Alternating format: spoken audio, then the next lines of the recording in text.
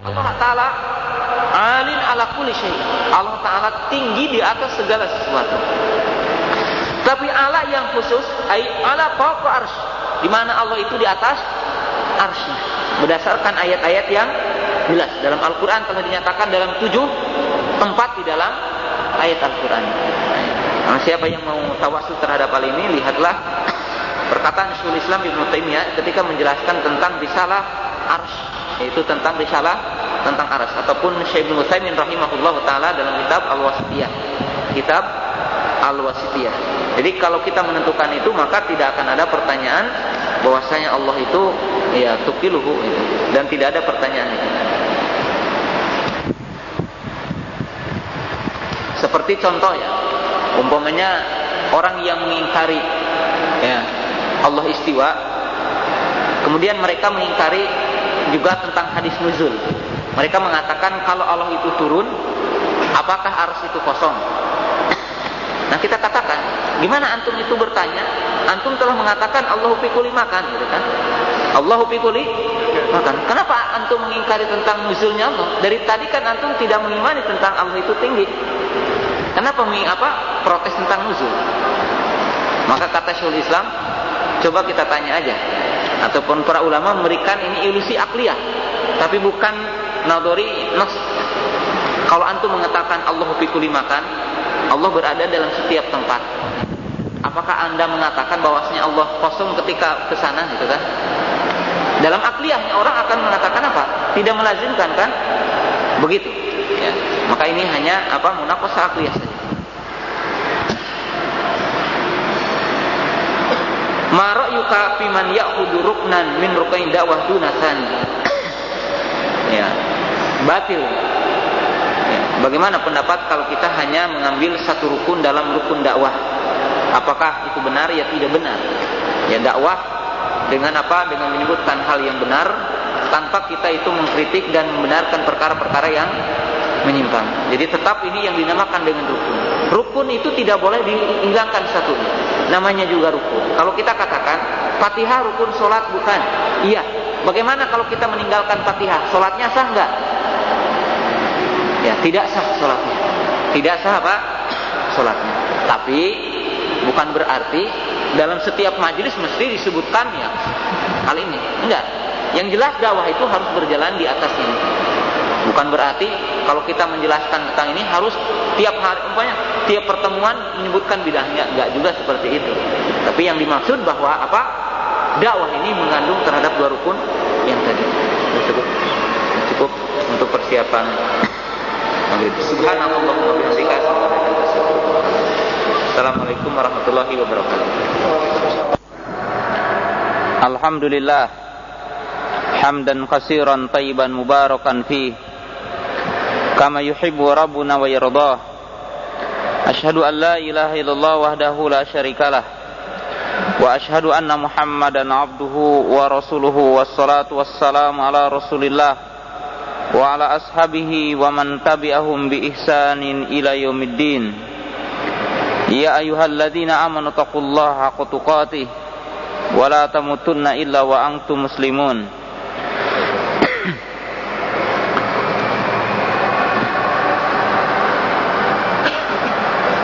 Kita akan lanjutkan pembahasan yang tadi kita bahas, yaitu tentang manhaj dakwah atau manhaj dakwah ahli sunnati wal jamaah, yaitu manhaj dakwah ahli sunnah wal jamaah.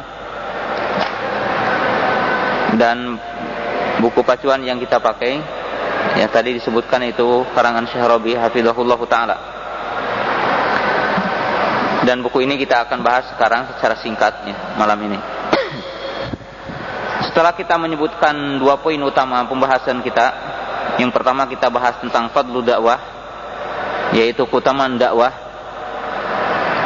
Sekarang kita akan bahas tentang, dan tadi kita telah bahas tentang arkanu dakwah, yaitu rukun dakwah. Maka dalam kesempatan ini kita akan bahas yaitu usul dakwah ahli sunnah wal jamaah, yaitu merupakan pokok-pokok dakwah ahli sunnah wal jamaah.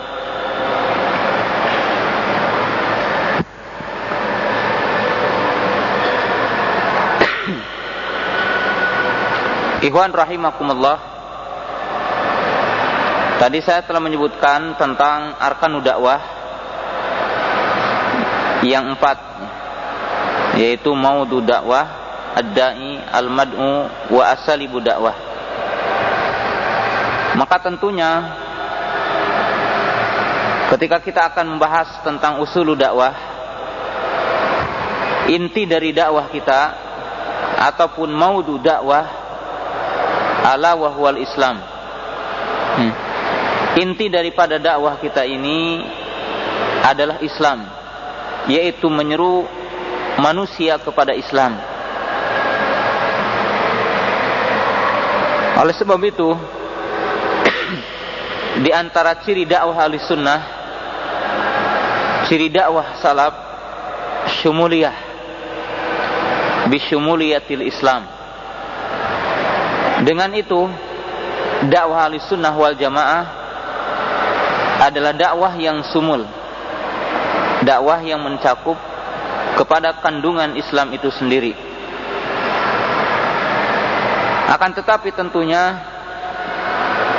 kita mengetahui juga ketika Rasulullah sallallahu alaihi wasallam ditanya oleh Jibril alaihi salam tentang hakikat agama ini, sebagaimana dinyatakan dalam hadis Umar radhiyallahu anhu qala, bainama nahnu julusun inda Rasulillah sallallahu alaihi wasallam, ittala alaina rajulun syadidu sawadi sya'r sadidu bayadi thiyab, fa asnada rukbatayhi ila rukbatayhi wa yadayhi ila fahdayhi, faqala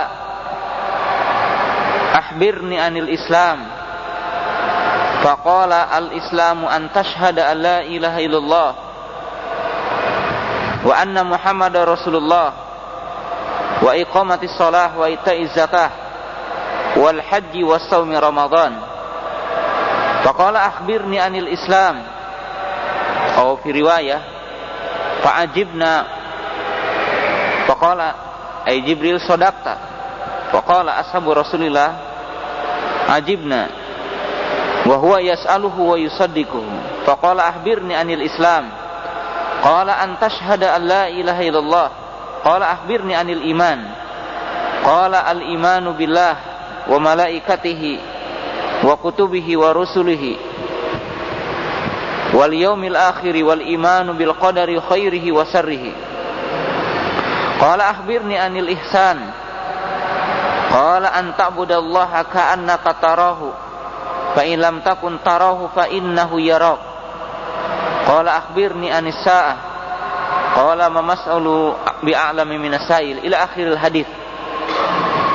Hakikat Islam telah dijelaskan oleh Rasul dalam hadis Umar ibn Khattab, yaitu ketika Jibril alaihissalam datang kepada Rasul di tengah-tengah sahabat, di mana dijelaskan dalam hadis itu, bainama nahnu julusun inda Rasulillah, ketika kami duduk-duduk bersama Rasul, ittala alaina rajulun, maka tiba-tiba datanglah seseorang, syadidu bayadi thiyab, ya, bajunya putih betul, syadidu syawadi sa'ar, dan rambutnya hitam sekali. Nah, dikatakan itulah yuraum minhu atharu safar, tidak kelihatan bekas orang bepergian. Maka dia bertanya, akhbirni anil Islam, habarkanlah kepadaku tentang Islam. Maka Rasul menjawab dengan rukun Islam yang 5. Akhbirni anil iman, habarkanlah kepadaku tentang iman. Rasul menjawab tentang iman, rukun iman. Qala akhbirni anil Islam, maka Rasul menjawab tentang Islam. Maka Rasul bertanya kepada para sahabat, tahukah orang yang barusan? Maka para sahabat bertanya, Allahu wa rasuluhu a'lam. Maka Rasul mengatakan, huwa Jibrilu yu'allimu amrodinakum. Maka Jibril mengatakan, ataupun Rasul maksudnya mengatakan, dialah Jibril mengajarkan kepadamu tentang urusan agamamu. Ikhwan rahimakumullah, inilah pada intinya maudhu tentang Islam, di mana di situ berkaitan dengan Islam, iman, dan ihsan. Nah, akan tetapi kita harus memahami dalam dakwah ini apa yang dinamakan dengan usulu dakwah, yaitu pokok-pokok dakwah yang merupakan pokok dakwah Ahlus Sunnah wal Jamaah, dakwah salaf. Pokok dakwah ini ya, sebagaimana ditulis oleh sebagian para ulama, di antaranya adalah Syekh Albani rahimahullahu taala, kemudian di antaranya adalah Abdul Malik Ar-Ramadhani hafizahullahu taala. Ya, usul dakwah salaf ini kita singkatkan adalah sittatun, ada 6. Nah, kita akan bahas satu persatu, akan tetapi bahasannya akan kita bahas yang berkaitan dengan satu poin saja. Poin yang lain kita isyaratkan, yaitu maudhu dakwah ataupun usul dakwah ini ada 6. Yang pertama adalah tauhid. Yang kedua adalah ad-da'watu ilal kitabi was sunnah ala fahmi salafil ummah, yaitu menyeru manusia kepada Al-Quran dan Sunnah dengan pemahaman salaful ummah. Yang ketiga, ad-da'watu ilal ilmi nafi, dakwah kepada ilmu yang bermanfaat. Ini pokok-pokok dakwah Ahlus Sunnah wal Jamaah. Yang ketiga, pokok dakwah ini adalah kembali kepada rukun yang tadi, yaitu raddun ala kulil mukhalifin, ya, di mana pokok dakwah ini membantah kepada setiap orang yang mukhalafah terhadap syariah.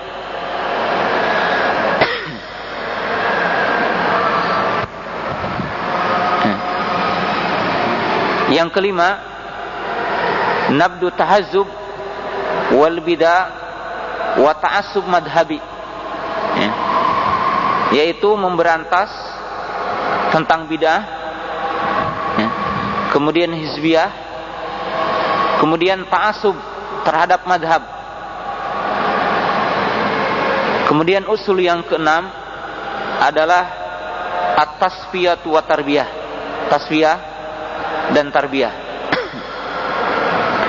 Ini adalah merupakan pokok dan syiar dakwah Ahlus Sunnah wal Jamaah. Pokok yang pertama adalah ad-da'watu ila tauhid, yaitu dakwah terhadap tauhid. Yaitu dakwah terhadap tauhid.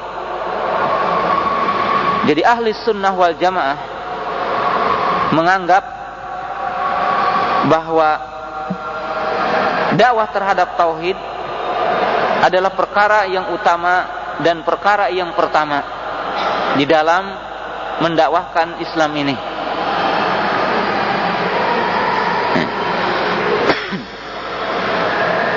Wa tauhid inda ahli sunnati wal jamaah salah satu. Sedangkan tauhid menurut ahli sunnah wal jamaah adalah 3. Tauhid rububiyah, tauhid uluhiyah, dan tauhid asma dan sifat. Lakin labuda hunaka minat tanbih min kalimatit tauhid. Akan tetapi ketika kita berkata dengan kalimat tauhid dan kita mengetahui bahwa tauhid menurut ahli sunnah wal jamaah terbagi kepada 3, yaitu tauhid rububiyah yang maknanya ifradullahi ta'ala bi af'alihi, yaitu mengesahkan Allah dengan perbuatannya, mayatadhammanu salasatu umurin, yang mencakup 3 perkara yang utama, yaitu ifradullahi ta'ala bil khalqi, ifradullahi ta'ala bil mulki, ifradullahi ta'ala bitadbiri. Di mana cakupan tauhid rububiyah itu yaitu mengesahkan Allah dalam penciptaan, mengesahkan Allah di dalam pemilikan, mengesahkan Allah di dalam pengurusan. Allahu khaliqu kulli syai'in. Kemudian tabarakalladzi biyadihil mulku wa huwa ala kulli syai'in qadir. Ala lahul khalqu wa lahul amru. Alhamdulillahi rabbil alamin. Rabbus samawati wal ardi wa ma bainahuma. Dalilnya dalil-dalil yang tadi yang menunjukkan Allah adalah pencipta segala sesuatu. Dialah yang memiliki penciptaan, dialah yang memiliki urusan. Di tangannya lah, yaitu kerajaan dan pemilikan alam semesta. Ya. Kemudian alhamdulillahi rabbil alamin. Segala puji bagi Allah Subhanahu wa taala yang mengurus alam semesta. Rabbus samawati wal ard wa ma bainahuma. Dialah yang mengurus bumi dan langit dan di antara keduanya. Ini yang pertama. Sedangkan yang kedua adalah tauhid uluhiyah, mananya ifradullah taala bil ibadah atau ifradullah taala bi af'alil ibad, yaitu mengesahkan Allah dengan perbuatan hambanya ataupun mengesahkan Allah dengan ibadah, yaitu yang bunyinya ala wa ma umiru illa liya'budullaha mukhlishina lahuddin. Itu makna ayatnya. Qul inna salati wa nusuki wa mahyaya wa mamati lillahi rabbil alamin. Iyyaka na'budu wa iyyaka nasta'in. Ini adalah tauhid uluhiyah. Sedangkan tauhid asma dan sifat adalah al-imanu bi anna lillahi asma'an wa sifatin taliku bi jalalihi min ghairi tahrifin wala ta'tilin wala takyifin wala tamtsilin. Yang dimaksud dengan tauhid asma wa sifat adalah beriman bahwasanya Allah Ta'ala memiliki nama dan memiliki sifat yang pantas baginya, dengan tanpa memalingkan artinya, dengan tanpa mengingkari satupun, dan tidak menyebutkan kaifiyahnya, dan tidak menyamakan dengan makhluknya. Ini yang dimaksud dengan tauhid. Tapi sebagaimana saya katakan, ketika kita mengatakan tauhid, maka kata-kata tauhid apabila diitlakan fal muradu tauhid uluhiyah, maka yang dimaksud adalah hakikat tauhid uluhiyah. Lima dan naqulu misla hada. Kenapa kita katakan sebagai ataupun seperti itu? Bukan berarti annana nunkiru tauhid rububiyah wa nunkiru tauhid asma dan sifat. La. Bukan berarti ketika kita mengatakan apabila kalimat tauhid diitlakan, maka yang dimaksud adalah tauhid uluhiyah. Berarti kita mengingkari dua tauhid yang lain. Akan tetapi kita mengetahui bahwa hakikat tauhid yang dimaksud di dalam Al-Quran, dan di situ terjadinya sirah, yaitu pertentangan di dalam menerangkan tentang tauhid, adalah tauhid uluhiyah. Seperti nanti kita akan jelaskan pada poin berikutnya. Kita melihat walaqad ba'atsna fi kulli ummatin rasula an i'budullaha wajtanibut taghut. Maka di situ adalah tauhid uluhiyah. Nah, kemudian di sisi yang lain kita pun mengetahui bahwa kaidah para ulama mengatakan tauhid uluhiyah yatadammanu tauhid rububiyah, wa tauhid rububiyah yastalzimu tauhid uluhiyah, wa tauhid asma wa sifat mutadamminun bi tauhid rububiyah wa tauhid uluhiyah yastalzimu tauhid al-uluhiyah. Para ulama mengatakan secara kaidah begini, tauhid uluhiyah adalah mencakup kepada tauhid rububiyah, demikian juga mencakup kepada tauhid asma dan sifat. Kenapa begitu? Karena yang diibadahi mesti yang disifati dengan sifat yang sempurna dan mesti disifati dengan rububiyah. Unduru ila qauli ta'ala alhamdulillahi rabbil alamin ar-rahmanir rahim maliki yaumiddin iyyaka na'budu wa iyyaka nasta'in. Al-Imam Ibnu Qayyim rahimahullahu ta'ala telah mengatakan dalam ayat-ayat itu, dalam kitabnya Madarijus Salikin, ketika Allah Subhanahu wa ta'ala memerintahkan iyyaka na'budu wa iyyaka nasta'in, dan ini adalah hakikat tauhid uluhiyah. Setelah Allah ta'ala menyebutkan dua perkara, yaitu tauhid rububiyah dan tauhid asma wa sifat. Alhamdulillahirabbil alamin, Ar-Rahmanir Rahim. Nah, maka artinya apa? Al-mutassifu bil uluhiyah, al-mutassifu bir rububiyah wa bil asma'i was sifati al-kamilah. Maka artinya apa? Yang disifati dengan uluhiyah, yang berhak untuk disembah itu adalah zat yang disifati dengan rububiyah, zat yang dinamai dengan nama-nama yang sempurna dan disifati dengan sifat-sifat yang tinggi. Yaitu apa? Alhamdulillahirabbil alamin. Ini menyebutkan sifat rububiyah. Ar-Rahmanir Rahim, menunjukkan nama dan sifatnya.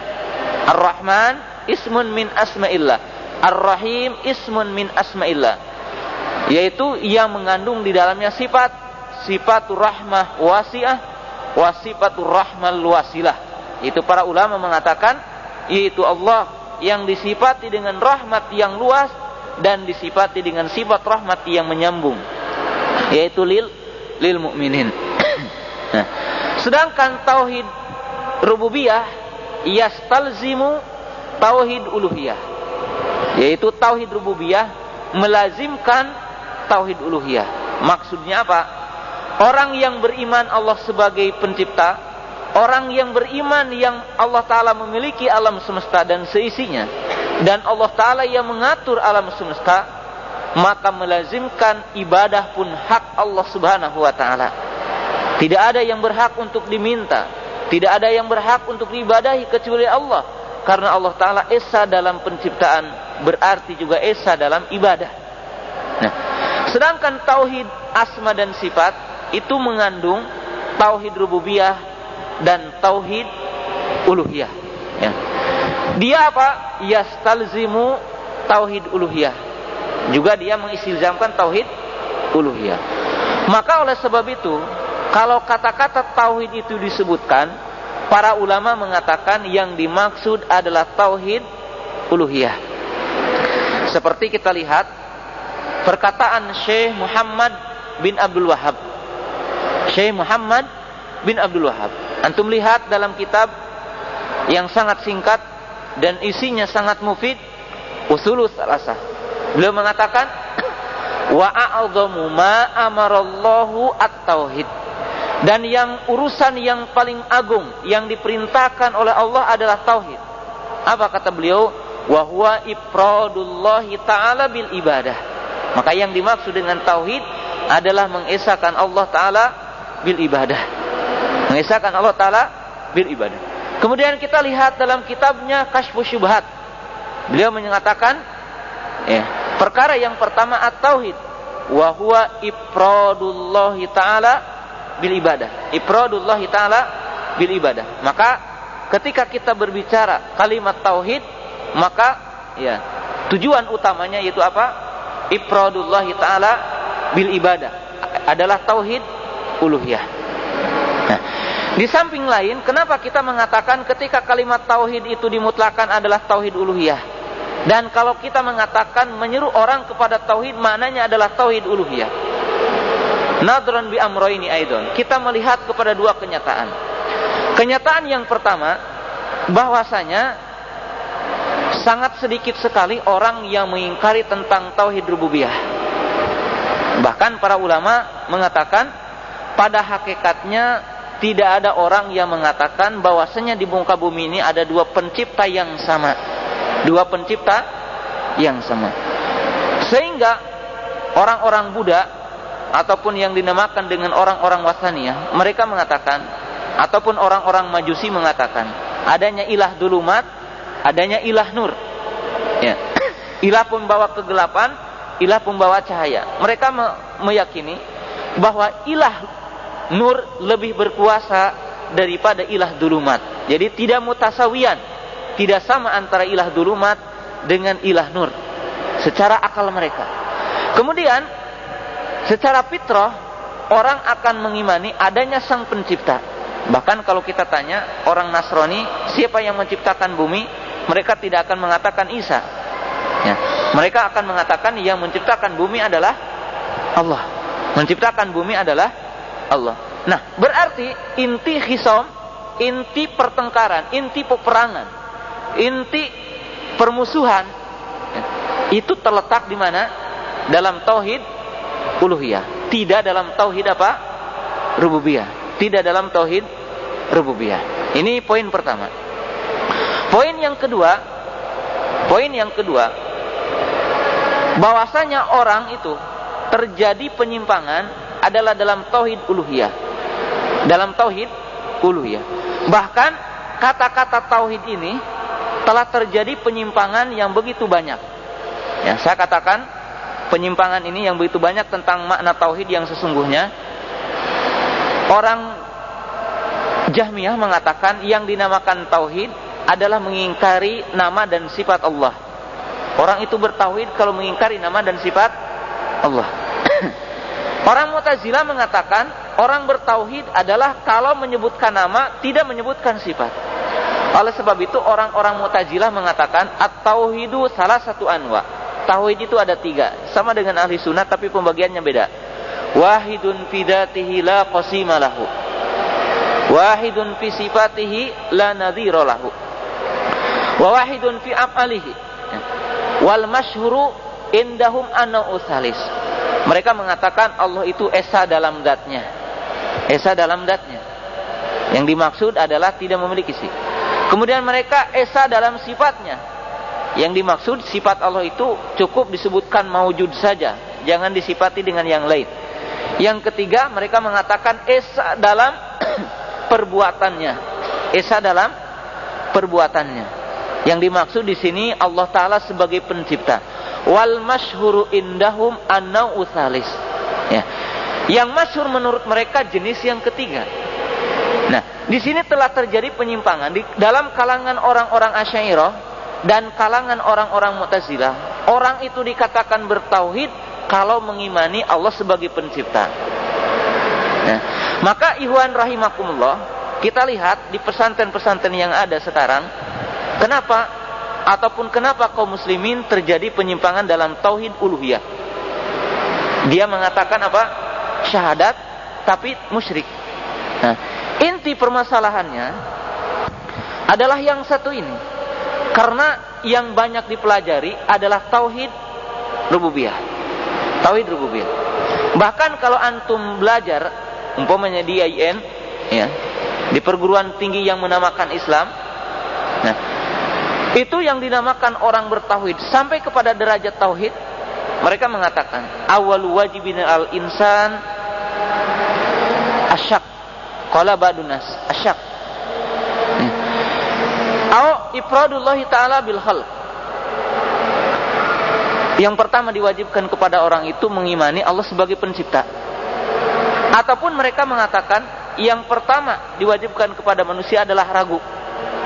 Jadi kalau orang telah menyebutkan Allah sebagai pencipta, cukup dia itu muslim, ya. Atau mereka mengatakan yang pertama diwajibkan adalah ragu. Jadi kalau ragu dulu ini, ya, pertama diwajibkan kepada kita ragu sebelum kita beriman tentang adanya Allah. Ini adalah tauhid menurut mereka. Ini adalah apa? Tauhid menurut mereka. Nah, berarti ikhwan rahimakumullah, pembahasan tauhid dari zaman ke zaman adalah merupakan pembahasan yang pokok, pembahasan yang pertama dan mesti diutamakan. Kenapa? Karena inhiraf, penyimpangan, penyelewengan dari hakikat tauhid senantiasa ada di situ. Nah, bahkan ya dari pesantren-pesantren yang ada hari ini, orang ya, bahkan saya pernah bertanya, ya, salah satu mahasiswa di IAIN, saya tanya, pernahkah Anda berbicara apa itu syirik? Pernah nggak Anda berbicara apa itu tauhid yang dimaksud? Ya, tauhid tentang tauhid dulu, ya. Enggak. Tapi apa yang dipelajari tentang akidah, yang dipelajari tentang usul agama, nadoriyat akliyah. Nadoriyat akliyah. Bahas yang berkaitan dengan nadoriyat akliyah. Mereka mengatakan kalau ada bumi mesti ada yang menciptakannya. Seperti mereka mengatakan kalau ada mobil mesti ada yang menciptakan. Bahas itu tidak usah diajarkan ke antum, ya. Tidak usah diajarkan kepada kaum muslimin. Itu diajarkan sama orang ateis, ya, maksudnya. Sebab apa? Fitrah kita beriman adanya Allah. Tidak diajarkan pun orang tahu. Tidak belajar masalah itu pun orang tahu. Nah, itu harus diajarkannya kepada orang-orang ateis. Orang-orang apa? Mungkin ya, kita orang-orang daratan Cina yang mereka mengingkari tentang adanya Allah. Ataupun mungkin orang-orang apa? Ya, orang-orang Soviet yang mereka mengingkari tentang adanya Allah. Ya, yang bermadhabkan ateis.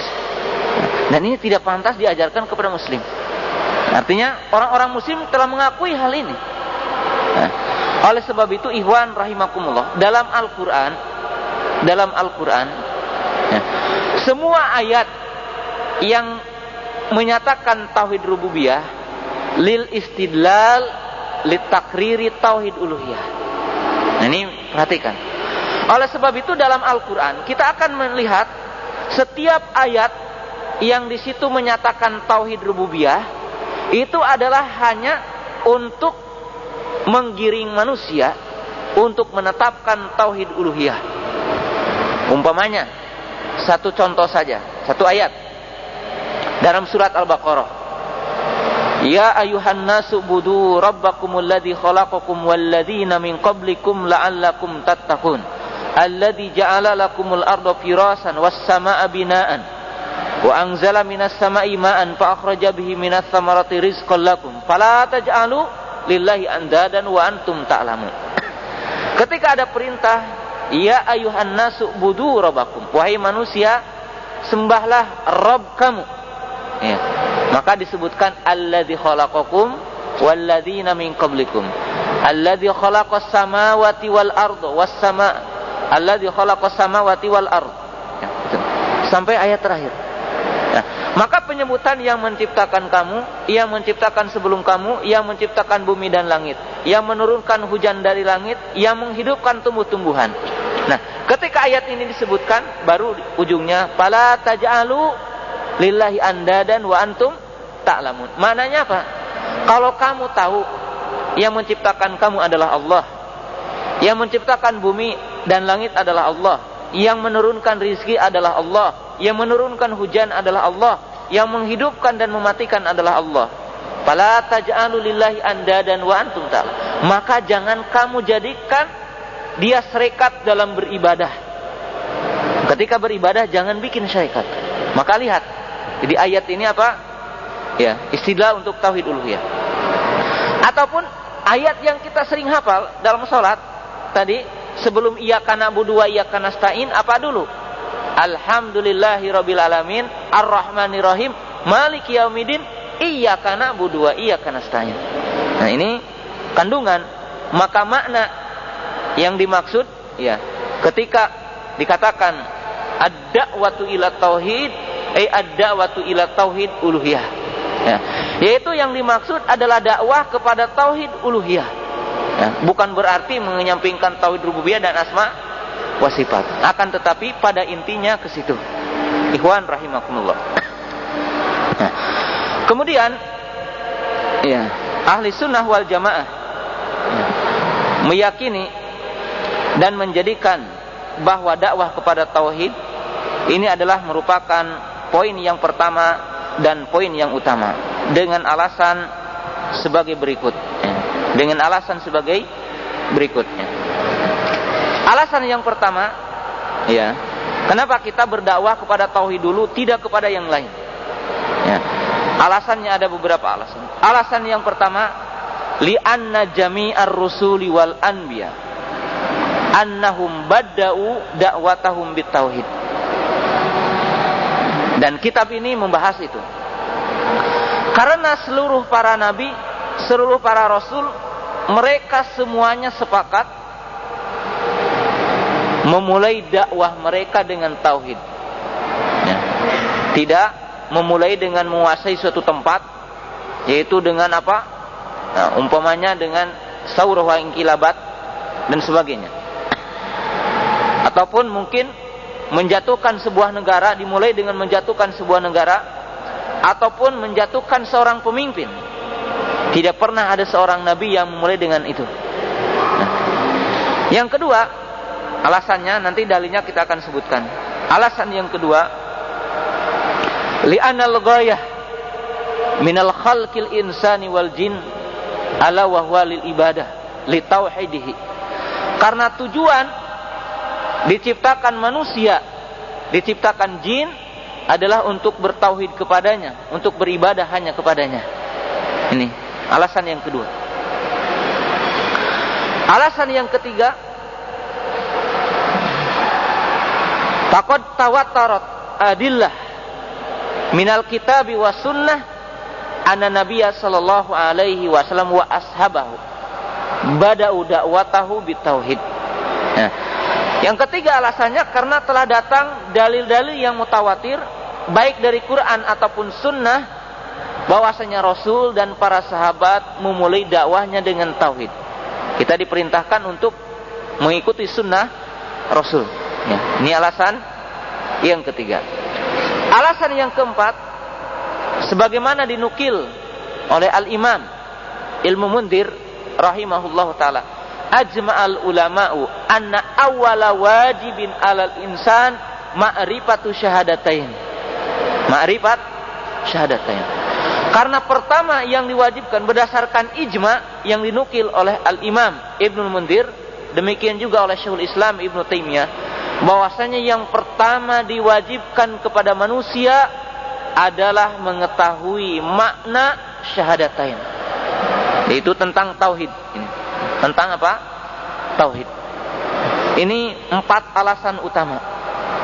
4 alasan utama, ya, yang nanti kita akan sebutkan alasan-alasan yang lain. Tapi kita pahami dulu 4 alasan utama ini. Ya. Alasan yang pertama, karena seluruh para nabi dinyatakan di dalam Al-Quran, dinyatakan dalam sejarah sunnah, bahwasanya mereka memulai dakwahnya adalah dengan tauhid. Pertama, Allah Ta'ala telah mengatakan dalam 2 ayat pertama, walaqad ba'atsna fi kulli ummatin rasula ani'budullaha wajtanibut tagut. Dan sungguh kami telah mengutus kepada setiap umat seorang utusan yang mereka itu berkata ani'budullaha wajtanibut tagut, yaitu perintah sembahlah Allah semata dan jauhilah tagut. Kullu ma ubida min dunillah, selain yang disembah selain Allah. Kemudian dalam ayat yang lain Allah Ta'ala mengatakan wa ma arsalna min qablika ila nuhiya ilaihi annahu la ilaha illa ana fa'budun. Dan tidaklah kami mengutus seorang utusan dari sebelum kamu kecuali kami wahyukan kepadanya, itu apa? La ilaha illa ana fa'budun. Ini jami'ur rusul. Setiap para rasul mereka adalah memulai dakwahnya dengan tauhid. Mereka memulai dakwahnya dengan tauhid. Nuh alaihi salam, Ibrahim alaihi salam, Yusuf alaihi salam, Syuaib alaihi salam, Hud alaihi salam mengatakan kalimat yang sama, ya qaumi budullaha malakum min ilahin ghairuh. Malakum min ilahin ghairuh. Ya. Jadi seluruh para nabi mengatakan ya qaumi ubudullaha malakum min ilahin ghairuh. Nah, maka kita katakan kullu man da'a ilal islam walam yad'u ila tauhid walam yahtamu ila tauhid aw bal annahum la ya'rifat tauhid fa haqiqatuhum annahum lam yad'u ilal islam. Maka orang yang mengatakan dakwah saya ini kepada Islam, saya menyuruh orang kepada Islam, dia tidak berbicara tauhid dan tidak ada perhatian terhadap tauhid, bahkan mungkin sebagian orang tidak tahu tentang tauhid ini, maka katakanlah mereka tidak berdakwah kepada Islam. Jadi mereka adalah dakwah yang batil, dakwah yang bohong. Dakwah yang bohong. Kaifa sayakunul Islam biduni tauhid? Bagaimana ada Islam dengan tanpa tauhid? Dakwatul batil, dakwah yang batil. Dakwah yang batil, dakwah yang menyimpang. Nah, kalau kita gambarkan, Al-Imam Ibnu Qayyim rahimahullahu taala telah menggambarkan al-Islam kasyajarah. Jadi Islam itu adalah bagaikan pohon. Bagaikan apa? Pohon. Ya. Muqtada tauhid, al-amalu soleh. Muqtado tauhid, jadi tuntutan tauhid adalah amal soleh. Dan amal soleh ini tercakup dari sholat, zakat, saum, haji. Ya, ini yang merupakan usulnya. Ya. Kemudian di dalamnya adalah termasuk setiap yang dinamakan bir, kebaikan. Maka kata Syekh Al-Imam Ibnu Qayyim rahimahullahu ta'ala, fasyajaratu, maka pohon itu tidak akan berbuah dengan lebat dan tidak akan berdaun dengan rindang apabila pokoknya akarnya tidak ada. Maka akarnya ini adalah digambarkan adalah tauhid. Digambarkan adalah tauhid. Nah, kalau orang menggambarkan ya jihad atau tauhid, jadi tuntutan tauhid adalah amal soleh. Dan amal soleh ini tercakup dari sholat, zakat, saum, haji. Ya, ini yang merupakan usulnya. Ya. Kemudian di dalamnya adalah termasuk setiap yang dinamakan bir, kebaikan.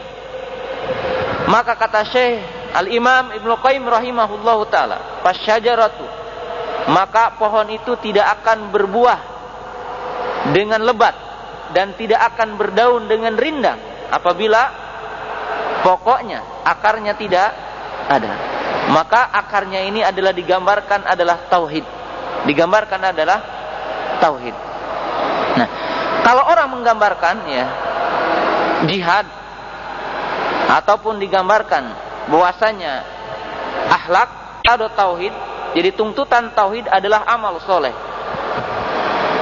Dan amal soleh ini tercakup dari sholat, zakat, saum, haji.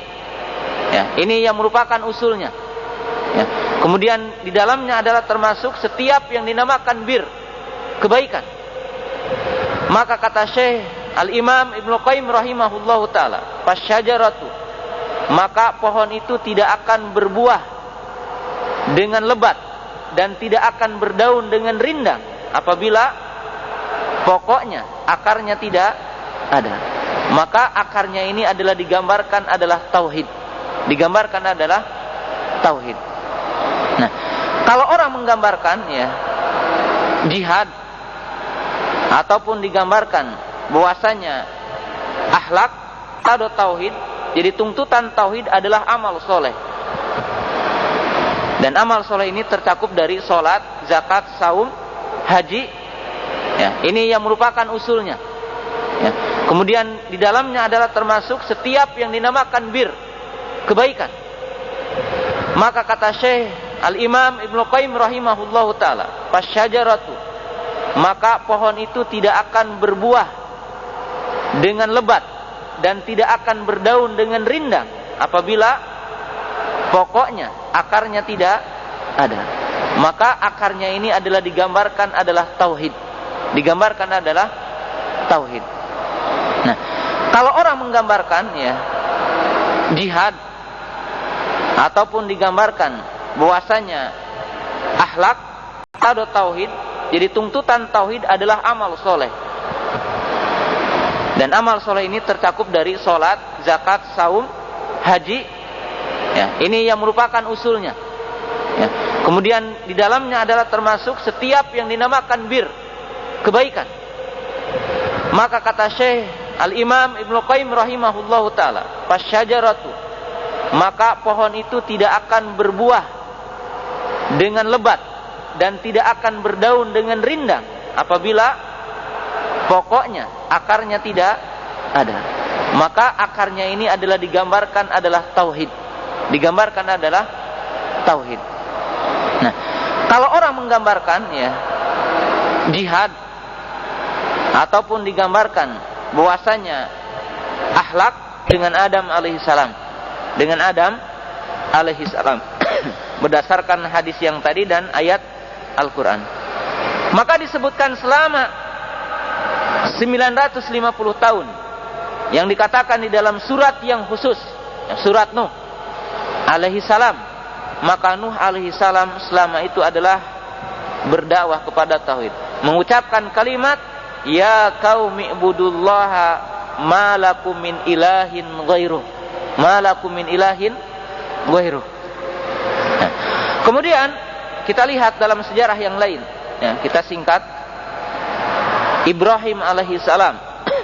Ibrahim alaihissalam, di mana pada waktu itu Ibrahim alaihissalam berada dalam kekuasaan seorang raja yang diktator, seorang raja yang zalim. Apakah dinyatakan dalam sejarah itu bahwasanya Ibrahim alaihissalam memulai dengan iqamatud daulah, memulai dengan isqatud daulah? Apakah Ibrahim alaihissalam dia memulai dengan menegakkan daulah, dengan menjatuhkan daulah yang ada, ataupun dia memulai dengan tauhid?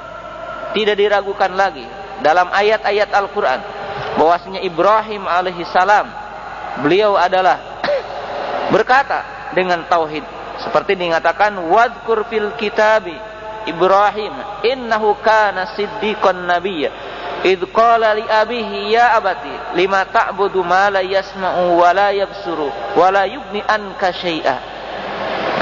Di mana Ibrahim alaihissalam ketika pertama kali dia berdakwah, di mana Allah Ta'ala memerintahkan kita untuk mengikuti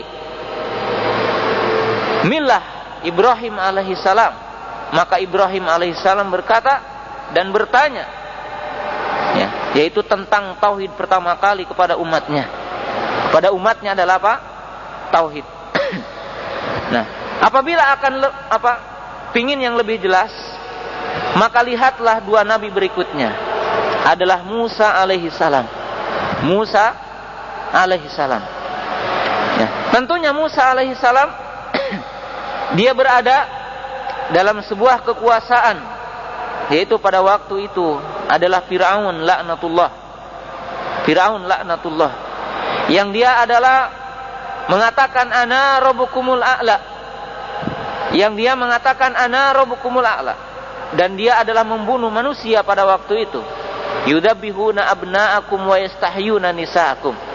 Nah, apakah Musa alaihissalam, padahal pada waktu Musa alaihissalam diberikan kekuatan dalam jasad, tapi apakah Musa memulai dakwahnya adalah dengan cara menjatuhkan negara yang ada awalan, ataupun dia memulai dengan as-saurah wal inqilabat, yaitu dengan mengadakan protes ataupun dengan mengadakan pemberontakan? Tidak. Ibrahim Musa alaihissalam dia itu adalah memulai dengan dakwah kepada tauhid. Demikian juga tentang kisah Yusuf alaihissalam, yang kisah ini, ya, kisah Yusuf alaihissalam dipakai oleh orang-orang, ya, yang masuk kepada demokrasi sebagai dalil bolehnya masuk kepada demokrasi. Maka ini adalah merupakan, ya, penyimpangan, ataupun para ulama mengatakan ini jarimah kepada Yusuf alaihissalam. Jarimah kepada Yusuf alaihissalam. Artinya apa? Buhtan, tuduhan terhadap Yusuf alaihissalam. Ya. Di mana Yusuf alaihissalam tidaklah seperti orang-orang yang sekarang masuk kepada parlemen. Ya. Tidak seperti itu. Mari kita lihat di dalam ayat-ayat Al-Quran tentang Yusuf alaihissalam, di mana dinyatakan di dalam ayat Al-Quran tentang kisah Yusuf alaihissalam, ya, yaitu dinyatakan wadakhala ma'ahu sijna fatayani faqala ahaduma inni arani a'siru hamron wa qala al-akhar inni arani ahmilu fawqa ra'si hubzan ta'kulu tayru minhu nabi ta'wili inna naraka minal muhsinin, dan seterusnya. Kemudian apa yang dikatakan oleh Yusuf alaihissalam dalam ayat itu? Dia berkata, ya sahibai sijni arbabun mutafarriqun khairun amillah al-wahidul qahar ma ta'buduna min duni illa asma'an samaitumuha antum wa aba'ukum ma anzalallahu biha min sultanin inil hukmu illa lillah. Nah, dalam ayat-ayat ini tentunya ada perbedaan yang sangat jauh dengan orang-orang yang masuk pada parlemen hari ini, ya. Yusuf alaihissalam ketika dia itu, ya, diajak, yaitu untuk menjadi wazir pada waktu itu adalah seorang raja. Maka apa yang dikatakan oleh dia dan apa yang dijadikan awal pertama berdakwah. Maka dia berkata, ya sahibai sijni arbabun mutafarikun khairun amillahil wahidul qahar. Dia berbicara tentang tauhid. Jadi dia bertanya tentang tauhid. Dia bertanya, arbabun mutafarikun khairun amillahi wahidul qahar. Apakah sembahan-sembahan ataupun arbab-arbab yang banyak ini ataupun Allah Ta'ala yang satu yang lebih baik? Ma ta'buduna min dunillahi. Apa yang disembah selain Allah, ila asma'an samaitumuha antum wa aba'ukum ma anzalallahu biha min sultan. Jadi Yusuf berbicara dengan tauhid. Bahkan Yusuf berkata, inilah hukmu ila lillah. Hukum ini adalah milik Allah Subhanahu wa taala. Jadi Yusuf alaihi salam ketika waktu itu dia tidak ihmal kepada tauhid. Bahkan dia mengatakan hukum adalah hanya milik Allah Subhanahu wa taala. Walaupun dia menjadi wazir daripada hukam yang kafir, tapi dia berkata tauhid dan dia berkata bahwasanya hukum milik Allah Subhanahu wa taala. Lakin mada antum tarawna ala sahibi demokratiyah. Akan tetapi apa yang antum lihat hari ini, orang-orang yang mumarasah dalam demokrasi, annahum sakatu ani dhalalat wa annahum sakatu ani syirkiyat wa annahum sakatu an kulli syai'. Tapi kita lihat dalam kenyataan yang sangat berbeda tentang orang-orang yang masuk dalam demokrasi hari ini. Mereka adalah diam daripada kesyirikan. Mereka diam daripada penyimpangan-penyimpangan. Mereka diam daripada bid'ah. Mereka diam daripada berbagai kemaksiatan. Dengan alasan hanya untuk ingin mendapatkan kursi. Ba'idun baina Yusuf wa bainahum. Berbeda sangat sekali dari Yusuf dan yang lain. Para ulama telah menyebutkan perbedaan antara Yusuf dengan orang-orang hari ini yang menamakan dengan atas nama Yusuf. Yusuf alaihi salam bukan atas permintaan dia untuk masuk ke sana. Tidak seperti orang hari ini masuk kepada parlemen dengan atas permintaan dirinya. Kemudian yang kedua yang merupakan perbedaan, kekuasaan berada dalam tangan Yusuf mutlak. Di mana dia mengatakan, aku adalah berhukum dengan hukum Allah Subhanahu wa taala. Sedangkan orang-orang yang masuk demokrasi pada hari ini, mereka berada tahta aqdam Amerika. Mereka berada dalam ketiak dan kaki-kakinya orang kafir hari ini. Farqun kabir, merupakan perbedaan yang sangat jauh sekali dengan orang-orang hari ini. Ikhwan rahimakumullah, ini yang merupakan perbedaan. Jadi ikhwan rahimakumullah, kita lihat dalam sejarah-sejarah yang tadi, bahwasanya para rasul mereka adalah berdakwah kepada tauhid. Nah, kemudian kalau ada orang bertanya, apa hikmah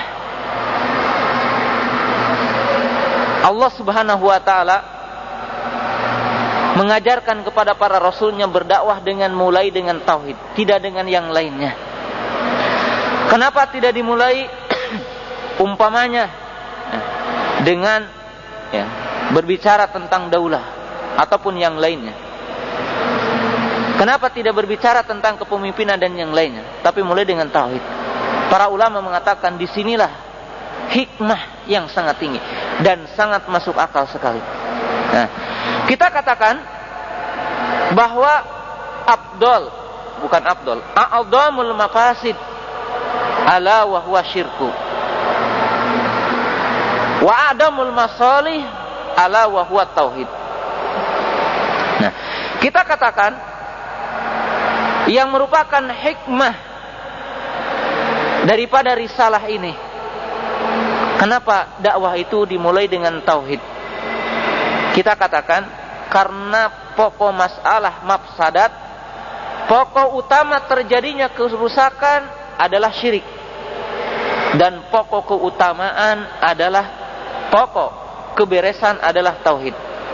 Al-Imam Ibnu Qayyim rahimahullahu taala telah mengatakan dalam kitabnya Madarijus Salikin dalam jilid yang ketiga, beliau mengatakan bahwasanya pokok-pokok kerusakan al-kufru wadzulm. Dalam kalimat yang lain al-kufru wasyirku, kufur dan syirik. Kemudian Al-Imam Ibnu Taimiyah mengatakan dalam kitabnya Majmu'atul Fatawa, beliau mengatakan jami'ul hasanat at-tauhid. Jadi pokok-pokok kebaikan adalah tauhid. Kemudian beliau mengatakan wa jami'u as-sayyi'at asyirku. Pokok-pokok kerusakan adalah syirik.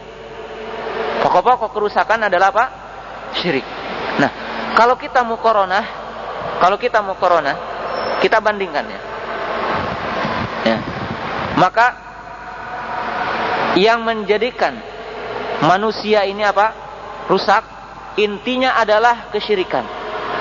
Kenapa? Karena seluruh kedoliman, seluruh kemaksiatan, seluruh kepasadan itu berada di atas ataupun di bawah apa?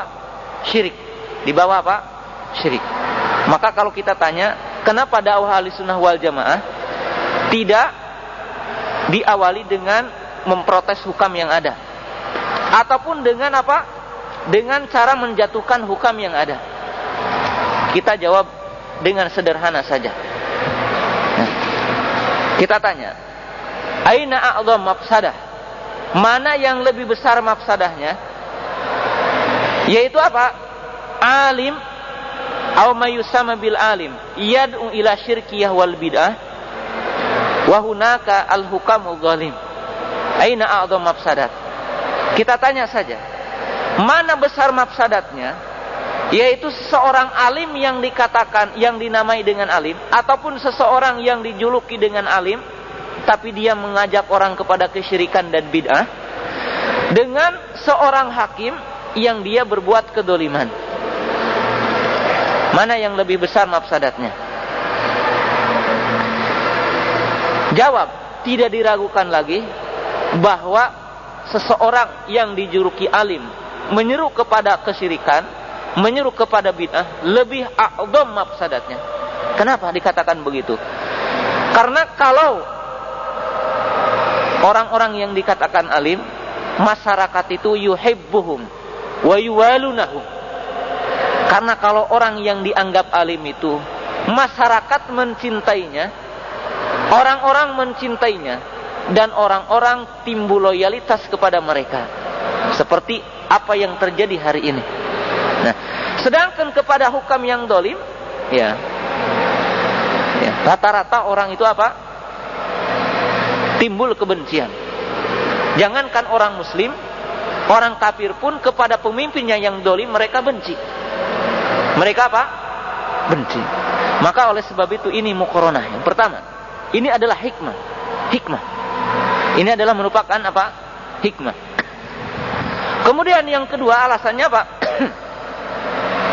Karena yang berkaitan dengan daulah, matalib mayata'alaku biri'asah wal mal.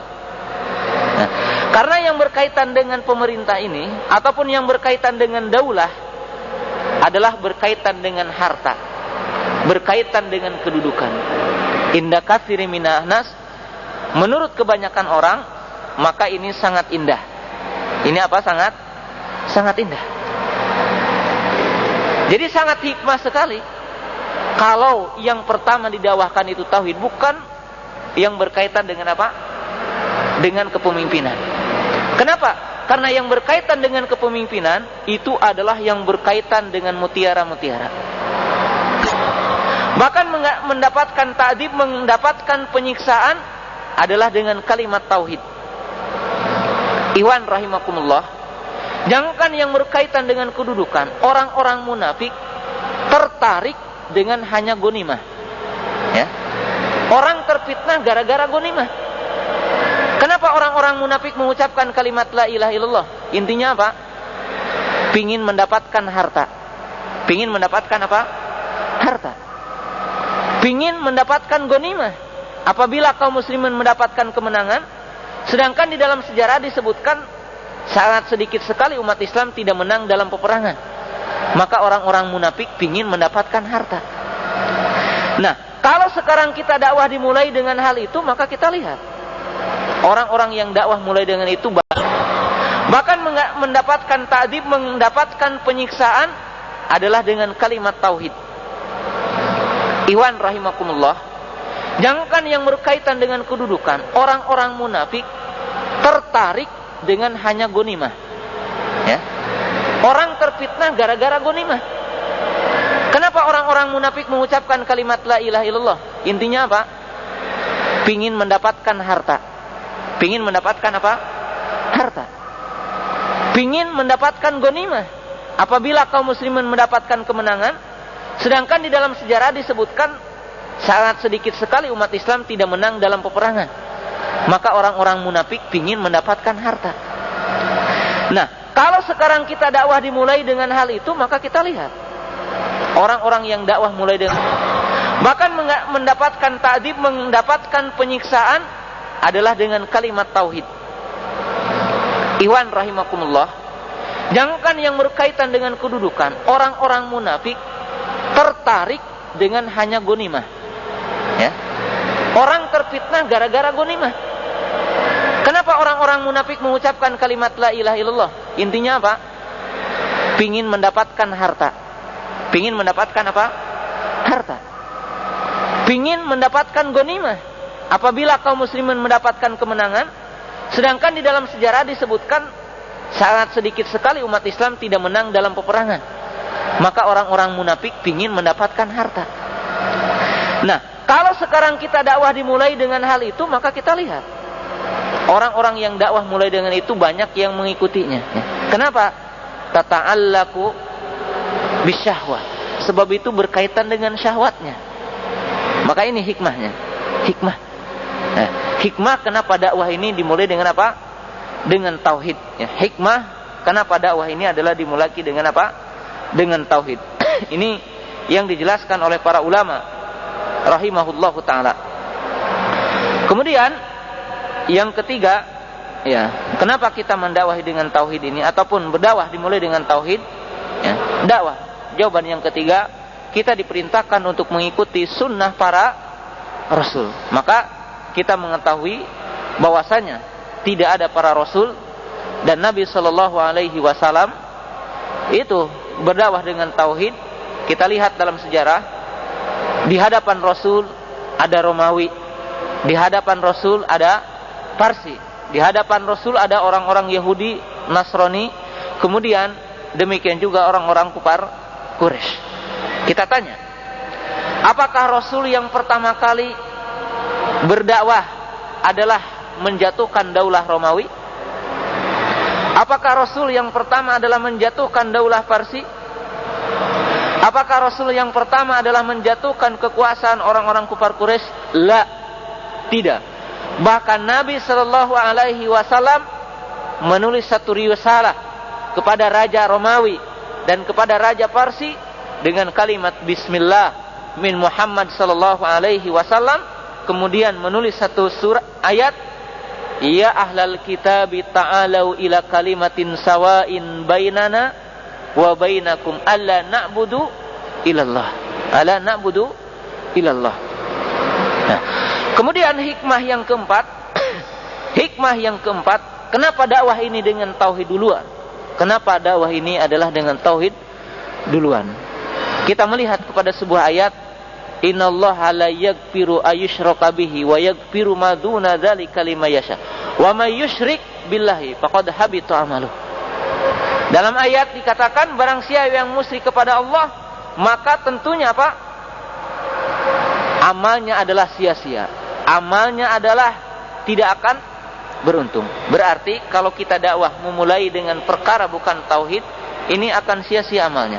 Jadi kalau dia sholat, dia saum, tidak bertauhid, maka seluruh amalnya adalah tidak bermanfaat. Hikmah yang kelima, yang merupakan hikmah kenapa tauhid ini dimulai, kita katakan yang berkaitan dengan perkara daulah ini adalah perkara furu. Sedangkan tauhid ini adalah perkara usul. Ini adalah perkara apa? Perkara usul. Maka ini adalah satu hikmah yang kita katakan bahwasanya tauhid ini menjadi prioritas yang pertama dan utama. Saya akan sebutkan poin yang kelima ini. Sebab yang dinamakan daulah, ya, yang dinamakan dengan daulah perlu juga kita membedakan dengan hukam, yaitu tentang pemerintahnya. Ya. Daulah itu adalah dikatakan mujma, yaitu kumpulan orang. Ya. Imma ya orangnya itu kafir, imma dia itu orangnya muslim. Imma terkumpul dari muslim, terkumpul dari kafir. Ini yang dinamakan dengan apa? Daulah. yang dinamakan dengan daulah. Maka dengan hikmah sekali ataupun mengandung hikmah sekali kalau Rasul itu memulai dakwahnya dengan tauhid. Memulai dakwahnya dengan apa? Dengan tauhid. Kenapa? Ya, kita tanyakan. Ya, apakah kita akan mengatakan daulah sahihah apabila dibangun di atas syirik? Nah, kita katakan tentunya apa? Tidak. Maka ikhwan rahimakumullah, dakwah Ahlussunnah wal Jamaah itu adalah memulai dengan apa? Dengan tauhid. Nah, ini adalah sebagai pokok yang pertama dan pokok yang utama. Ya. Jadi dakwah yang pertama dan dakwah yang diutamakan. Ya. Kemudian perkara yang selanjutnya, ya, jadwal kita sampai jam 9, kemudian pertanyaan sampai setengah 10, ya, insyaallah. Usul yang kedua dari usul dakwah Ahlussunnah wal Jamaah ini adalah ad-da'watu ilal ilmi nafi. Itu dakwah kepada ilmu yang bermanfaat. Ya. Kenapa dakwah ini adalah menyuruh ke sini? Kita lihat kepada beberapa ayat yang ada di dalam Al-Quran. Pertama, ayat yang menyatakan huwallazi arsala rasulahu bil huda wa dinil haq liyudhhirahu 'ala dini kullihi wa kafa billahi syahida. Lihat kepada ayat ini. Dialah Allah Subhanahu wa taala yang mengutus rasulnya bil huda wa dinil haq. Para ulama mengatakan al-huda ay al-ilmin nafi. Wa dinil haq ay al-amalus saleh. Nah, maka berarti dakwah Ahlussunnah wal Jamaah ad-da'watu ila ilmin nafi wa da'watu ila al-amalis saleh. Yaitu intinya dakwah Ahlussunnah menyuruh orang kepada ilmu dan menyuruh orang kepada amal, menyuruh orang kepada syariah, menyuruh orang untuk mengetahui tentang Islam ini, menyuruh orang kepada Islam ini. Nah, kalau kita lihat dalam ayat yang lain, ya, tentang Allah Ta'ala mengutus Rasulnya setelah mengatakan wa yuzakkihim wa yu'allimuhumul kitaba wal hikmah. Nah, itu Rasul itu diperintahkan untuk mensucikan mereka. Kemudian apa? Wa yu'allimuhumul kitaba, untuk mengajarkan kepada mereka Alkitab yaitu Al-Quran, al-hikmata yaitu sunnah. Ya, ad-da'watu al-sunnah, ad-da'watu ila ilmin nafi. Artinya apa? Artinya juga ini kita menafikan dakwah Ahlussunnah itu dakwah ila taklid, dakwah ila ta'assub. Ya, di mana dakwah Ahlussunnah wal Jamaah itu tidak dakwah kepada taklid dan tidak dakwah kepada ta'assub, akan tetapi ilal ilmi. Oleh sebab itu dakwah Ahlussunnah itu ilmiah. Ya. Ciri dakwah Ahlussunnah, ciri dakwah salaf adalah ilmiah, menyuruh orang kepada ilmu. Nah, lalu kalau kita bertanya, kenapa kita mengedepankan ilmu? Karena hakikatnya, ya, orang-orang yang beriman itu akan diangkat derajatnya, dan orang-orang muslim akan diangkat derajatnya dengan ilmu. Allah Subhanahu wa taala berfirman, hal yastawil ladina ya'lamuna wal ladina la ya'lamun.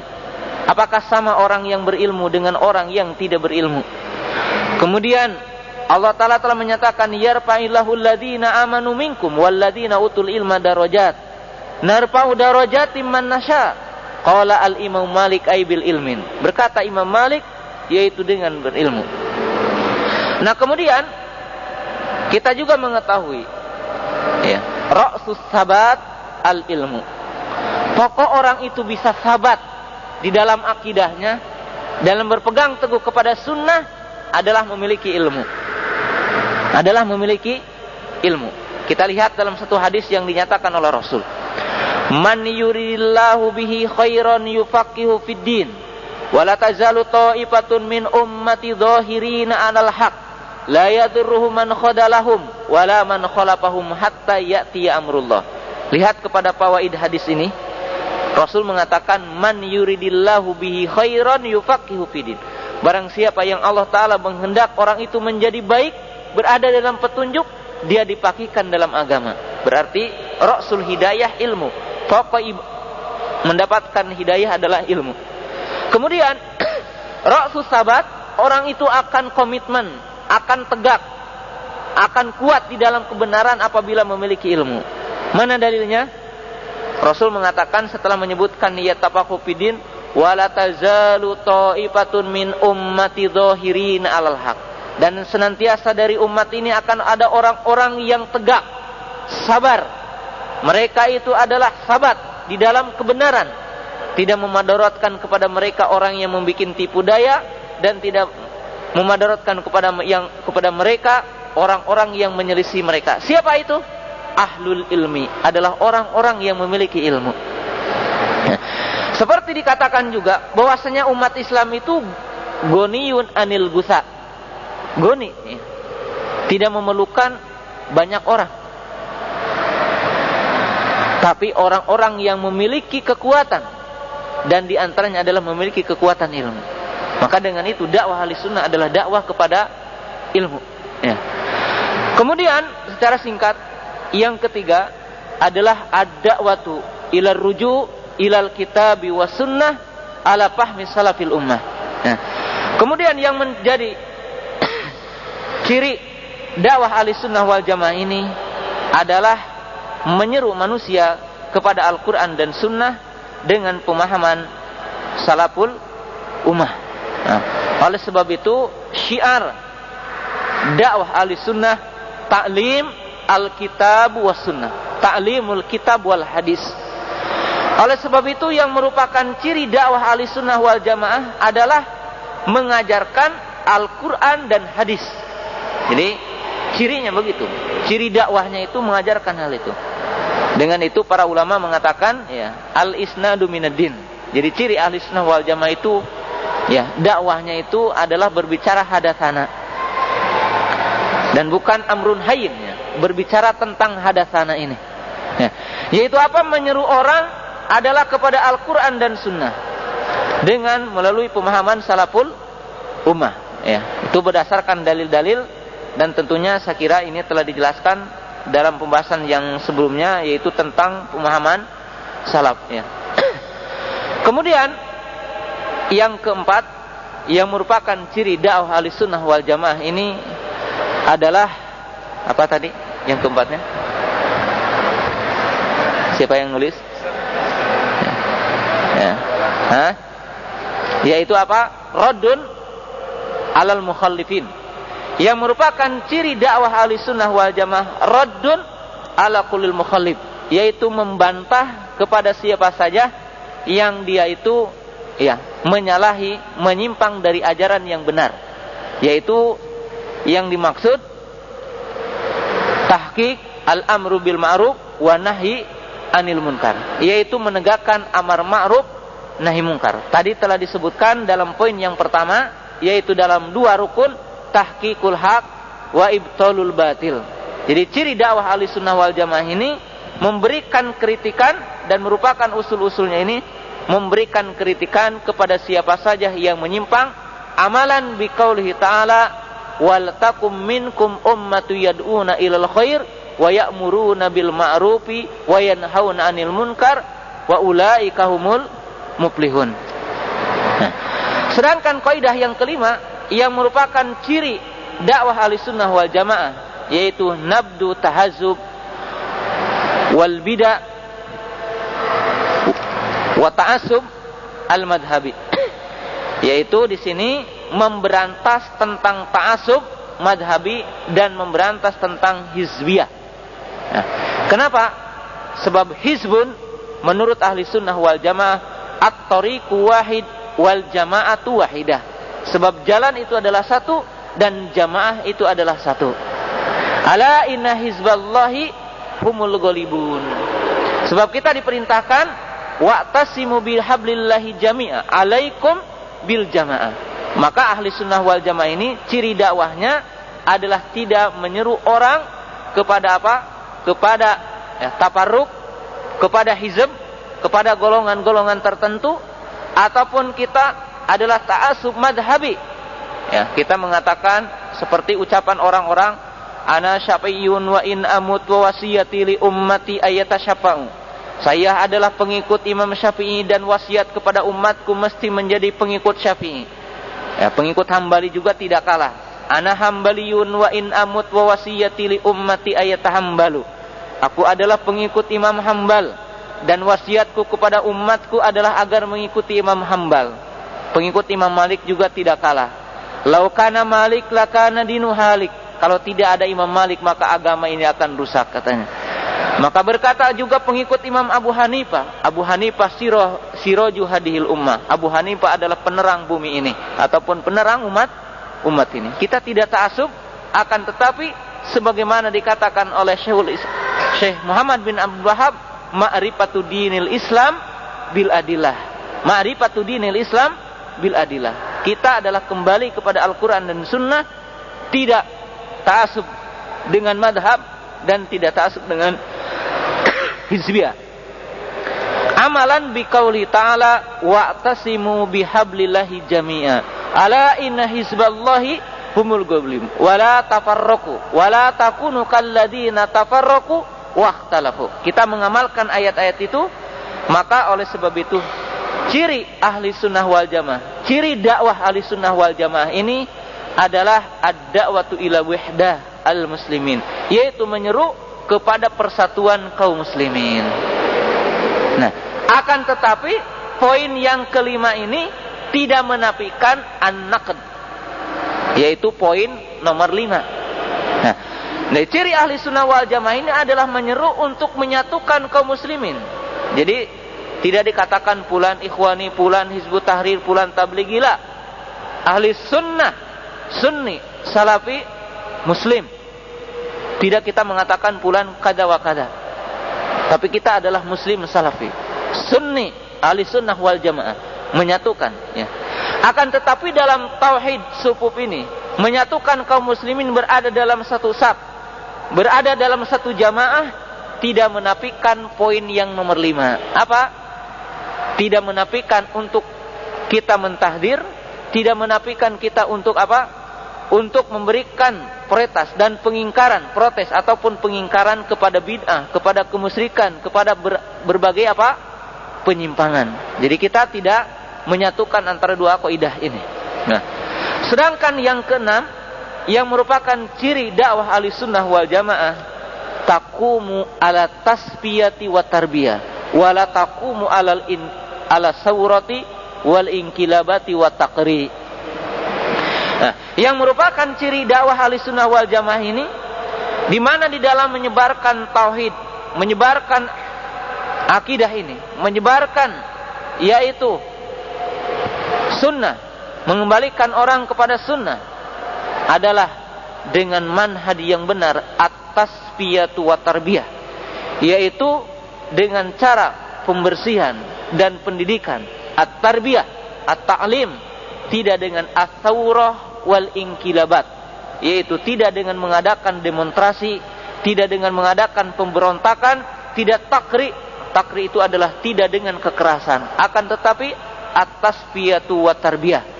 Oleh sebab itu kita melihat di dalam nas-nas syar'i, maka manhaj salaf yaitu manhaj islahi, tarbawi. Manhaj ahlussunnah itu adalah manhaj tajdid, manhaj islahi, manhaj tarbawi. Ya, kita lihat dalam poin-poin Al-Quran ataupun sunnah, umpamanya wa yu'allimuhumul kitaba wal hikmah wa yuzakkihim wa yu'allimuhumul kitaba wal hikmah. Tazkiyah, kemudian tajliyah. Tazkiyah dan tajliyah. Kemudian kita lihat umpamanya di dalam hakikat yang dinamakan dengan tasfiyah, pembersihan, yaitu membersihkan dari setiap yang masuk kepada ajaran Islam. Dalilnya mana? Di antaranya adalah hadis yuhmalu hadal ilm min kulli khalafin uduluhu yanfu tahriful ghalin wa intihalul kadibin wa ta'wilul jahil. Di mana agama ini dibawa oleh orang-orang yang adil, yang mereka itu mampu untuk memberantas, membantah terhadap tahrif, penyimpangan yang dilakukan oleh orang-orang yang melampaui batas, dan kedustaan ataupun tipu daya yang dilakukan orang-orang pendusta. Kemudian yang ketiga, mereka membantah tentang takwil yang dilakukan oleh orang-orang yang bodoh. Sini apa? Tasbiyah. Kemudian yang kedua adalah manhaj mereka adalah tajdid. Tajdid, membaharu. Ini disebutkan dalam hadis Abi Hurairah. Innallaha yab'atsu ala kulli ra'si mi'atin, ala kulli ummatin, fi kulli ra'si mi'ati sanah rajulan man yujaddidu dinahum. Sesungguhnya Allah Ta'ala mengutus dalam setiap umat, setiap penghujung 100 tahun, yaitu orang yang membaharui agamanya. Tajdid. Ya. Kemudian dikatakan apa? Islahi, yaitu apa? Membikin keberesan dari perkara yang jelek kepada yang baik. Bagaimana islahinya ini? Dinyatakan dalam hadis Ibnu Umar, bada al-islamu ghoriba wa sayaudu ghoriba fatubalil ghuraba wa manil ghuraba qala qaumun yuslihuna an fasadin nas. Ya, Rasul mengatakan Islam itu datang dengan gharib dan akan berakhir dengan gharib. Dan berbahagialah orang yang gharib. Siapa orang yang gharib ini? Yaitu yang membuat keberesan daripada kepasadan manusia. Maka manhajnya itu adalah islahi, membuat keberesan. Nah, kemudian tasfiyah, tajdid, kemudian islah tidak akan mungkin berhasil tanpa dengan adanya at-tarbiyah, yaitu mengadakan taklim tarbiyah. Oleh sebab itu ulama salafiyun, ulama ahli sunnah dikatakan ulama robbaniyun. Mereka itu apa? Man yu'allimun nasa min sigorihi, min sigori umrihi, wa annahum yu'allimun nasa min amri, ya, min kulli syai'. Ataupun para ulama mengatakan yang dikatakan ulama robbani adalah ulama yang mengajarkan manusia dari sejak kecil sampai dewasa, ataupun dari perkara yang kecil sampai perkara yang besar. Ini adalah merupakan ciri dan manhaj ahli sunnah wal jamaah di dalam apa? Berdakwah. Ini adalah merupakan usul dakwah ahli sunnah wal jamaah. Pokok-pokok yang tadi kita bahas dan inti pembahasan kita, yaitu di mana dakwah ahli sunnah wal jamaah mereka memiliki perhatian dan menjadikan poin yang pertama dan utama adalah perkara tauhid. Kemudian disempurnakan dengan poin-poin yang kelima tadi. Nah, insyaallah kita akan bahas dalam pagi nanti, besok itu adalah yang berkaitan dengan zadu dakwah, zadu da'i, kemudian yang berkaitan dengan pertanyaan-pertanyaan yang sudah dibikin oleh panitia. Dan saya tidak akan memberikan muhadharah secara khusus tentang sururi, akan tetapi cukup dengan pertanyaan di sini, apa itu sururi, kemudian apa ciri-cirinya, kemudian pertanyaan-pertanyaan di sini insyaallah akan dijawab sekemampuan saya besok. Ya, barangkali ini yang bisa disampaikan dalam kesempatan malam ini. Ada pertanyaan enggak? Ya, silakan. Alhamdulillah kita dapat banyak pertanyaan dari internet. Kemudian di sini insyaallah ada kurang lebih 15 pertanyaan, dan kemudian ada yang berkenaan dengan tahdzir sururi yang insyaallah pada kesempatan besok dijawab ya, biar tidak berulang.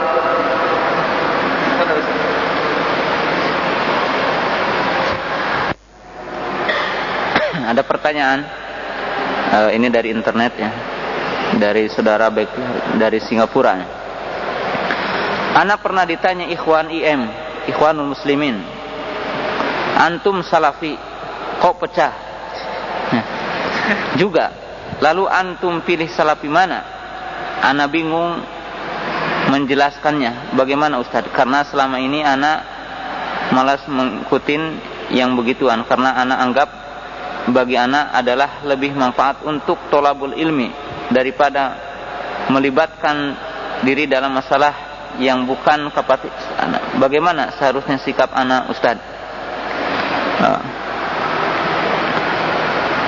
Nah, kita jawab saja dengan jawaban yang sangat mudah. Karena hadar rajul jahilun murakkab.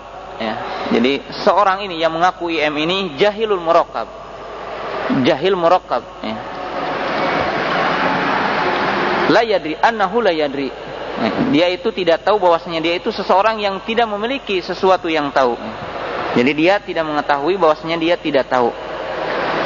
Laukulna, kalau kita katakan dengan pertanyaan yang mudah, ya. Ha anta muslim? Ya ikhwani, apakah anta seorang muslim? Kalau dia katakan iya, al muslim qad ikhtalafu, famada anta taqul. Nah, kita katakan, apakah anta seorang muslim? Ya, dia mengatakan iya. Bagaimana? Apakah sekarang kita lihat bahwasanya orang-orang muslim berpecah.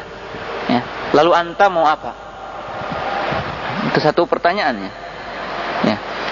Kemudian kita katakan bahwa kaum salafiyun itu tidak berpecah. Wa amma rajulun man intasaba isalab ila salaf faqad yakun. Ya. Kita katakan kaum salafiyun dari sejak pertama sampai sekarang tidak pernah berpecah dan manhaj mereka satu. Ya. Akan tetapi orang yang berintisab kepada salaf itu mungkin berpecah. Li amroin, mungkin itu dengan dua alasan. Ima annahum jahilun an hakikat as-salaf, ima mereka itu adalah jahil daripada hakikat salaf, sehingga terjerumus kepada makna hakikat ikhtilaf yang terjadi dalam mereka. Aw annahum idia annahum salafi wa fil haqiqah annahum laisa salafi. Ataupun mereka mengaku dirinya salafi padahal bukan salafi. Padahal bukan salafi. Padahal bukan salafi. Adapun tentang yang terakhir, panaan soal al-akh, maka adapun yang terakhir saya nasihatkan kepada sang penanya adalah untuk hirs alal ilmi, yaitu untuk hirs terhadap ilmu, ya, yaitu bitolabil ilmi, yaitu untuk tolabul ilmi. Sebagaimana Syekhuna Muqbil Ibnu Hadi rahimahullahu ta'ala, beliau sering memberikan tausiah kepada siapa saja yang menanya perkara-perkara semacam ini, baik itu orang-orang yang ada di sana ataupun yang ada di luar negeri. Syekh sengaja senantiasa beliau itu mewasiatkan setiap orang yang dia mengaku muslim, terutama dia itu mengitisabkan kepada dakwah salaf, hendaklah dia hirs terhadap ilmu. Terhadap terhadap ilmu. Ama al-kalam fi ahlil bidah, adapun berbicara tentang ahlul bidah ataupun berbicara tentang fulan wa tahdir, tentunya ini adalah yang lebih berhak adalah orang yang mengetahui tentang kaifiyah dan orang yang lebih tahu. Nah, hal ini bukan berarti bahwasanya kita orang-orang yang tidak memberi kapasitas, ya artinya tidak menjauhi perkara bidah, bukan itu yang dimaksud. Akan tetapi yang dimaksud bahwasanya orang yang berbicara ham itu orang yang tahu tentang mafsadat dan madaratnya, tahu tentang kapasitas dan bagaimana dia berbicara, bagaimana ukurannya, bagaimana dhawabitnya, sehingga tidak mendatangkan madarat yang lebih besarnya.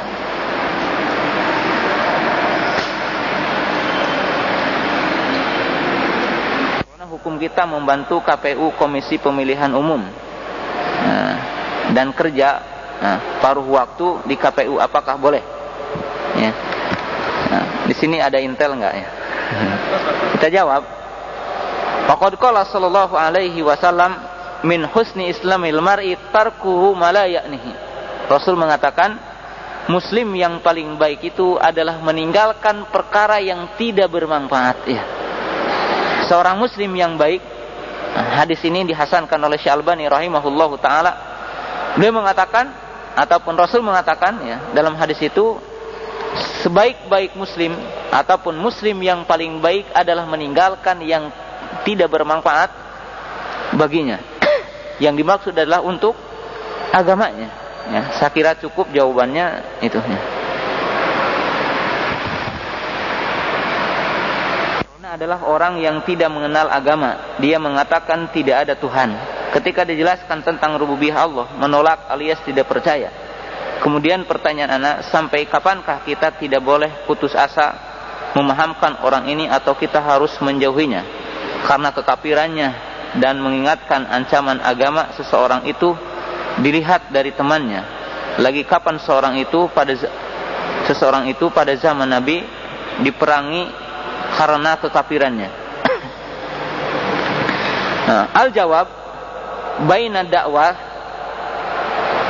antara kita mendakwahi dan menjauhi orang kafir, naw'ani mutafarriqan, dua perkara yang berbeda. Ya, dua perkara yang berbeda. Kalau kita katakan, apakah wajib untuk mentahdir orang ahlu bid'ah? Kita katakan iya. Apakah dengan mengatakan kita mentahdir orang ahlu bid'ah berarti tidak mendakwahi mereka? Bukan begitu. Ya. Demikian juga, apakah dengan dipengaruhinya orang kafir berarti tidak didakwahi? Bukan juga. Tetap wajib didakwahi. Tetap apa wajib? Didakwahi. Dan kita tidak boleh putus asa dalam mendakwahinya. Tidak boleh berputus asa untuk apa? Untuk mendakwahinya. Nah, mendakwahi bukan berarti kita loyalitas kepada seseorang. Ya, mendakwahi seseorang bukan berarti apa? Mahabbah, cinta kepada orang itu dinia. Apa? Dia itu apa? Cinta dengan agamanya. Ya. Kapan saja dan di mana saja, kalau kita mampu untuk mendakwahi, ya, terutama hari ini tentunya kita kan tidak mendakwahi dengan senjata, ya, karena masih lemah dalam kondisi kaum muslimin. Maka kita tidak boleh, ya, apa, putus asa. Mungkin yaum, au godan, ya, au ba'da god. Mungkin saja besok, setelah besok dia adalah apa? Muslim. Dia adalah apa? Menjadi muslim. Jadi apa? Berbeda, ya, antara kewajiban kita berdakwah, antara kita kewajiban apa? Untuk menjauhi. Antara kita wajib apa? Untuk menjauhi. Ya. Jadi kewajiban untuk berdakwah tidak ada istilah apa? Waktu untuk berhenti. Ya.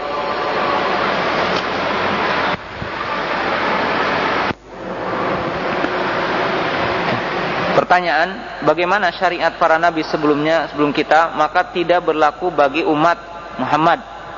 Sedangkan para nabi sebelum kita tidak banyak yang mencapai puncak kepemimpinan khalifah, sedangkan nabi kita telah mencapainya. Bagaimana menjawab subhat bahwa dakwah kita sekarang harus difokuskan pada khalifah dan ada yang memfokuskan pada jihad? Kita jawab, iya, kita tidak mengingkari tentang wajibnya kita menegakkan daulah Islam, ya, yaitu akan terjadinya daulah Islam. Akan tetapi kita wajib untuk menjelaskan bahwa terjadinya daulah Islam takunu biidznillah, akan terjadi dengan izin dari Allah Subhanahu wa taala. Akan terjadi dengan izin dari Allah Subhanahu wa taala. Dan kita mengetahui tentang yang berkaitan dengan khalifah. Rasul mengatakan, ya, dalam hadis, ya, Sauban, Rasul mengatakan, setelah mengatakan ada khilafah, masa nubuwah, kemudian khilafah alamin haji nubuwah, yaitu salasina yauman, yaitu salasina aman, yaitu 30 tahun. Kemudian setelah itu Rasul mengatakan wasatakunu mulkan adon, sumatakunu mulkan jabarian. Kemudian Rasul mengatakan wasatakunu khilafah alamin haj nubuwah. Kemudian Rasul mengatakan dan akan terjadi khilafah alamin haj nubuwah. Maka hadis ini juga membantah kalau seseorang mengatakan sekarang ada apa? Ada khilafah alamin haj nubuwah, maka ini dusta dia. Dia telah apa? Berdusta, ya. Alamin haj nubuwah. Nah, kalau kita memahami bahwasanya khilafah itu satakun, akan terjadi, nah, dan tentunya akan terjadi, itu kita ketahui dalam apa? Dalam sejarah ataupun dalam hadis yang kira-kira